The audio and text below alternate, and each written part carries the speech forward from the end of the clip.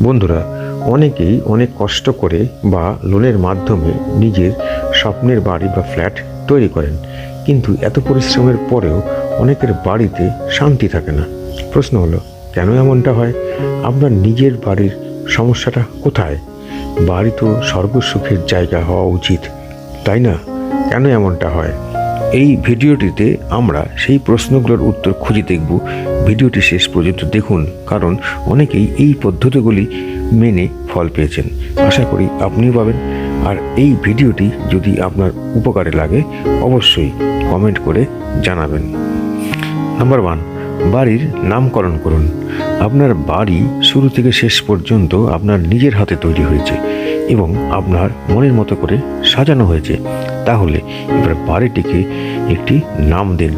যেমন নিজের সন্তানের জন্য সুন্দর একটি নাম রেখেছেন, তেমনি আপনার বাড়ির জন্য একটি ভালো নাম দিন। এটি একান্ত ব্যক্তিগত এবং আবেগময়। নিজের বাড়িকে সন্তানের মতো ভালোবাসুন। নামকরণের মাধ্যমে আপনার বাড়ির প্রতি এক নতুন ভালোবাসা ও যত্নের সম্পর্ক অবশ্যই তৈরি হবে।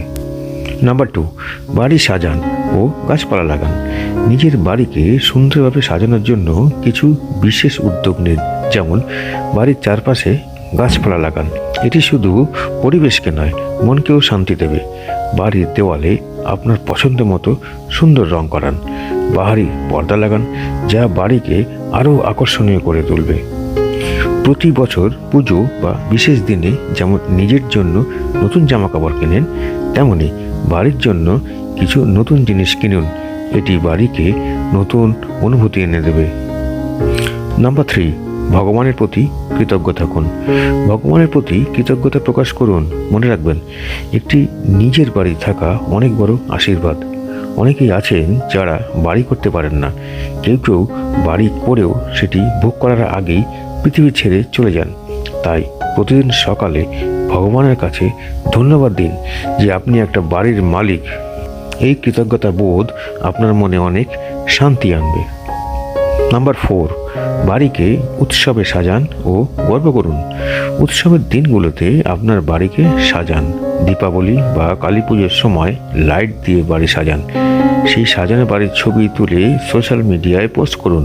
সারা বছরের বিভিন্ন উপলক্ষে বাড়ির বিভিন্ন মুহূর্তের ছবি পোস্ট করুন।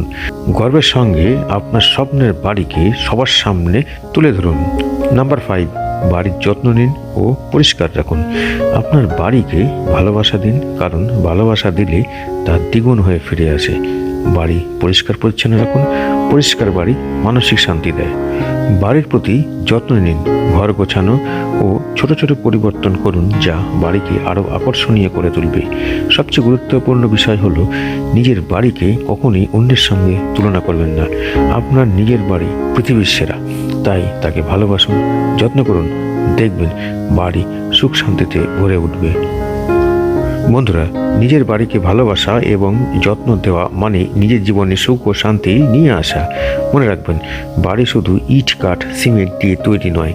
এটি ভালোবাসা, যত্ন এবং কৃতজ্ঞতার স্থান। যদি এই পদ্ধতিগুলো আপনার উপকারে আসে, তাহলে অবশ্যই কমেন্ট করে জানাবেন এবং ভিডিওটি শেয়ার করবেন। আপনার স্বপ্নের বাড়ি সুখ ও শান্তিতে ভরে উঠুক।